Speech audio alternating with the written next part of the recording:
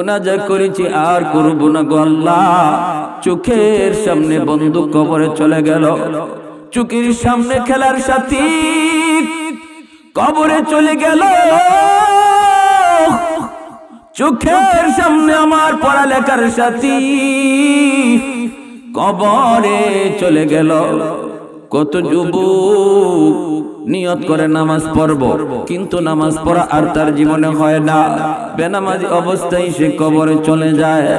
ভাইরে যুবক, এখনো তুমি মনে করতেছো তোমার সময় আছে, এখনো তুমি ভাবতেছো নামাজ ধরব, ভাবতেছো তুমি গুনাহটা ছেড়ে দিব, কিন্তু তোমার জীবনে হয়তো গুনাহ ছেড়ে দেওয়ার টাইম তুমি পাইবা না, হয়তো তুমি নামাজ ধরার সুযোগ পাইবা না রে।